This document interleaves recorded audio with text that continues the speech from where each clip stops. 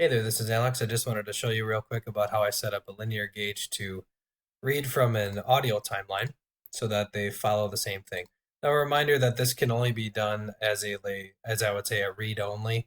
It's from what I've tried with a scroll collection to try to make an interactive timeline. One, it's difficult to even make the scroll collection follow it, but also there is no way to set or bind something so that the audio asset actually takes the time of another asset. It can send its time out to something, but it cannot receive coordinates for the time that it's supposed to be at. Anyway, so let's just take a look at this. I'll run this so you can just see what it looks like with the top gauge here. For some reason, it's set at 5, even though when it goes to 0, it does go to 0. But as I drag it, it will fill the bar. So we'll set up this other linear gauge at the bottom here so you can see what I did. You'll notice when you click on the linear gauge, oh, by the way, this is in the design accelerators, and then there is a bunch of different linear gauges that you can use. This one, the standard one, I think they're all the same, but you have this value, the current value, the empty value, and then the full value. So we want to bind the current value to our audio. Click on the 3 dots, and then current time is here.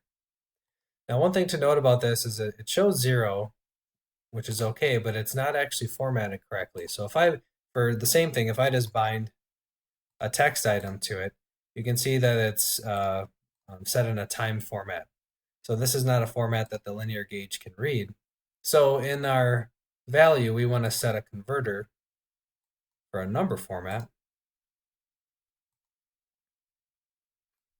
That could be 00.00 or something like that.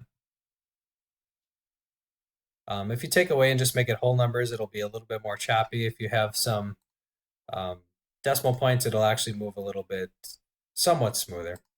But if you want to see what this does, if I do it on the same text item, there it is, number format.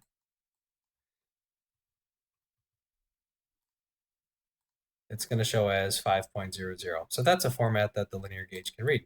Let's do the same thing for the full value. Let's go back to our audio asset, which is already selected. Click OK. Set our number format.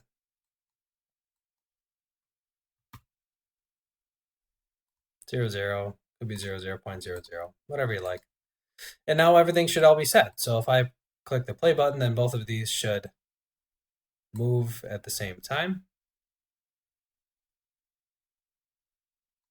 And I'll just turn off the audio here. If you play it, then it should automatically move itself.